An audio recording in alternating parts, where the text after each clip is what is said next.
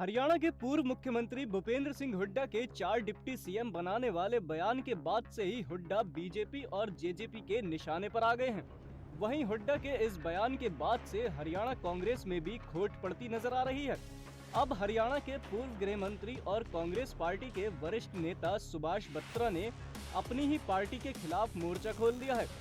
बत्रा ने कहा कि कांग्रेस पार्टी की जो नीतियां थी, जो मुख्य विचारधारा थी, उनसे वो हटती नजर आ रही है।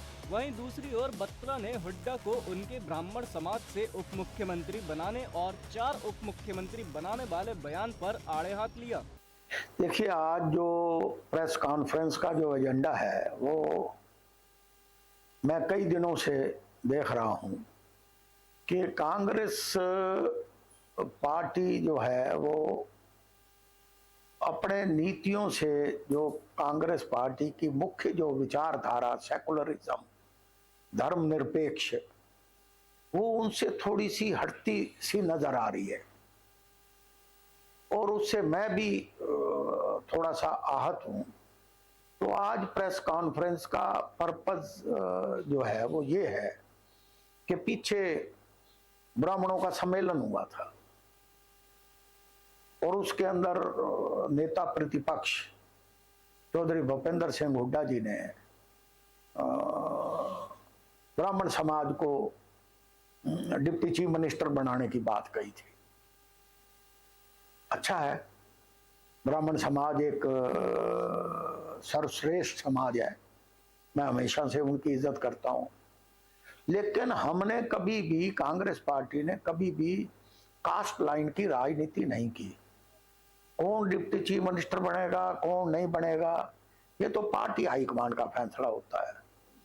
अभी तो कांग्रेस सत्ता में ही नहीं आई, अभी तो कांग्रेस पावर में आई नहीं, तो आप इस किस्म के की घोषणाएं करें, उससे मैं समझता हूं कि जो एक मेन सेकुलरिज्म की, धर्मनिरपेक्षता की जो विचारधारा है, उससे कांग्रेस पार्टी कहीं हटती है।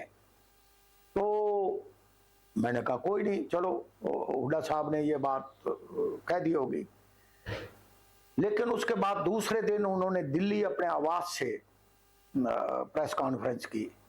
वहां उन्होंने ये कहा कि नहीं, एक नहीं 4 डिप्टी चीफ मिनिस्टर बनेंगे। 4 कौन कौन से बनेंगे? 4 बनेंगे। एक बीसी क्लास से बनेगा, एक एससी से बनेगा और एक सामान्य वर्ग से बनेगा। तो मैंने फिर कहा, मैंने कहा चलो अगर बात निकल ही गई तो बीसी भी काफी संख्या में है, एससी भी हैं, चलो। लेकिन सामान्य वर्ग का मुझे समझ नहीं आई। मैं एक्सपेक्ट करता था कि जब 1991 में चौधरी भूपेंद्र सिंह हुड्डा जी चुनाव लड़े तो उस वक्त मैं भी उनके साथ, मैं एमएलए का लड़ा, वो लोकसभा के लड़े, और उस वक्त 9 कॉन्स्टिट्यूंसी होती थी पार्लियामेंट की, और 9 में से 6 कॉन्स्टिट्यूंसी में चौधरी भूपेंद्र सिंह हुड्डा हार के आए थे और रोहतक शहर से 46,000 की लीड हुई थी, और 10,000 से सालावास और 10,000 की कलानौर से। तो उस वक्त मुझे अब तक याद है कि चौधरी सुल्तान सिंह भूपेंद्र हुड्डा के साथ अम्बेसडर गाड़ी में बैठ के आए थे और उन्होंने यहां आके मेरे को कहा, बत्रा ये भूपेंद्र हुड्डा एमपी बन गया है और मैंने इसको कहा है कि रोहतक शहर का एहसान कभी मत भूलना।